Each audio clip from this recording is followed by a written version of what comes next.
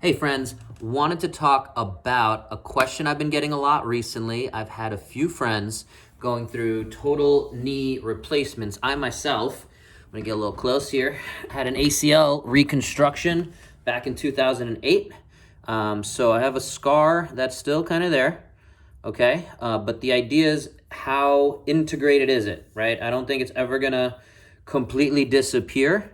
But what can we do to make it a little bit healthier, a little bit better? I'm actually gonna color that in real quick in case you couldn't see it.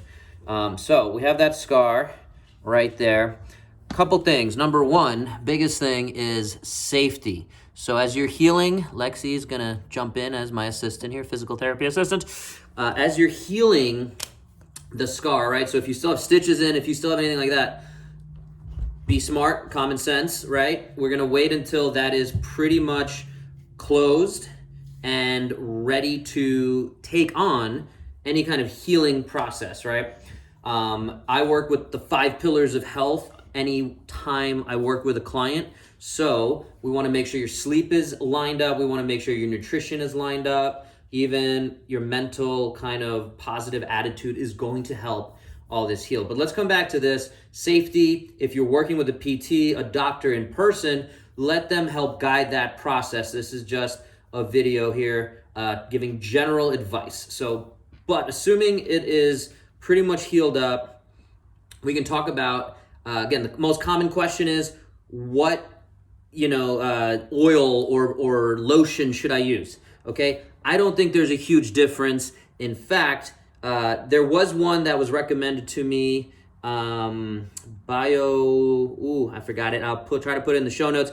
That one was at some point approved by the FDA for actual scar improvements, and then I think it got taken away, the FDA thing. So, bottom line is, I like to use coconut oil. You can use, there is Mederma, which I don't think does a ton more. I've heard a few people have success with CBD oil. All right, so all of those are fine. However, I think the most important thing is your technique, which is pretty simple. The technique you're gonna use is cross friction. So if that's the scar, you can hopefully kind of see that there. You're gonna go across and work on getting it moving and getting it to rebuild by going that way. We don't wanna go along the length of the scar. Okay, we're gonna go across friction. You can add little circles. You're just trying to get all of that tissue moving. How often, how much should you do? It really depends on how your skin responds. Some people, when you actually even do that technique, there's something called keloids, things like that. So you should be careful. Again, check with your physician, check with your PT in person before starting any of this. So, because sometimes that can actually make the scar a little bit worse. It's kind of rare and generally seen in folks with much darker skin, but it is something that we should be aware of, okay?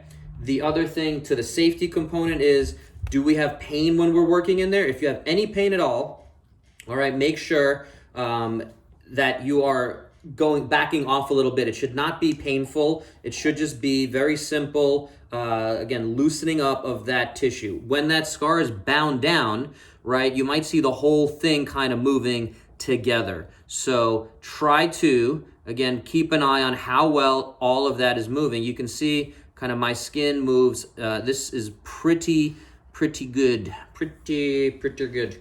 All right, so the most important thing is that cross friction. It is consistency in doing 30 seconds, maybe every hour throughout the day. Maybe not even that much, maybe doing it 3 times a day. Again, depends on what stage of healing you're in, depends on, again, all those other factors we talked about between sleep, nutrition, things like that. Sunshine is something I want to throw out there as well. Again, for those with relatively fair skin, if you want the scar to be relatively healthy and start to kind of disappear, which is ultimately the goal, but also to have that tissue be healthy, sunshine can make that a little bit darker as we are working that cross friction and as we are also letting it heal, go through those stages of healing. So, rewinding, we're talking about safety. Okay, make sure that it's closed up. We're talking about techniques, cross friction. We're talking about oils and things like that. Doesn't really matter to me. Go with whatever feels good. Go with whatever's cost effective. Again, coconut oil to me is one of the best, most utilitarian ways to keep that nice and healthy. Just so you have something. Again, I don't even think I need much of anything there. But if you want to, again, figure out which ones work for you, you go on the internet, you're going to get sold all sorts of different stuff. This is the best cream ever. I can't stand it. So pain should not be happening with the actual cross-friction massage. And consistency is the most important thing. So stay on top of it. It's the physical movement on that. We are all pieces of meat. This scar is just a piece of the meat that's all together. So keep it moving, keep it healthy. That is, motion is lotion, I always say. And that's what's going to make us 1% better every time you're doing that. Okay, you're just adding up and you're moving this in the right direction. All right, stay safe, stay healthy, keep your scars healthy. Peace.